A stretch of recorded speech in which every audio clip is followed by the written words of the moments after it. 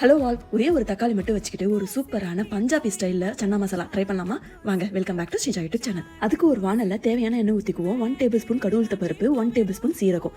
இது மிதமான சூட்டில் பொரியட்டும். ஒரு மிக்சிங் பவுலில் 1 டேபிள் ஸ்பூன் மிளகாய் தூள், 1 டேபிள் ஸ்பூன் மல்லித்தூள், 1/2 டேபிள் ஸ்பூன் சீரகத்தூள், 1 டேபிள் ஸ்பூன் கரம் மசாலா தூள், 1/2 டேபிள் ஸ்பூன் மஞ்சத்தூள். இதில் கொஞ்சம் தண்ணி ஊற்றி இந்த பவுடர் எல்லாத்தையும் ஒரு பேஸ்ட் மாதிரி மிக்ஸ் பண்ணிக்கலாம். கேஸ் லோ ஃப்ளேம்லேயே இருக்கட்டும். இந்த பேஸ்ட்டையும் ஆட் பண்ணிக்கலாம். மறக்காம லோ ஃப்ளேமில் வச்சுக்கோங்க, இல்லைனா லைட்டாக கறிக்கிடும்.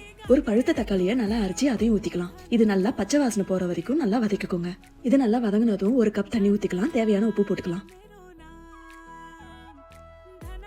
கொஞ்சம் கொதி வந்ததும் 250 கிராம் வேக வச்ச கொண்டக்கடலையும் போட்டுக்கிறேன். இதை நல்லா மிக்ஸ் பண்ணிக்கோங்க. இப்போ 2 பச்சை மிளகாவை கீரி போட்டுக்கிறேன். கொஞ்சம் டேஸ்டிக்காக 1/2 டேபிள் ஸ்பூன் சக்கரை போட்டுக்கிறேன். கஸ்தூரி மெத்தியை நல்லா தூவி போட்டுக்கோங்க. அவ்வளவுதாங்க, சூப்பர் அண்ட் குயிக்கான பஞ்சாபி ஸ்டைல்ல சன்னா மசாலா ரெடிங்க. இந்த குயிக்கான சன்னா மசாலாவை சப்பாத்தி, தோசைக்குன்னு சூப்பரா சைட் டிஷ் வச்சு சாப்பிடலாங்க. நீங்களும் உங்க வீட்டில் ட்ரை பண்ணி எனக்கு கமெண்ட் பண்ணுங்க. தேங்க்ஸ் ஃபார் வாட்சிங். சப்ஸ்கிரைப்.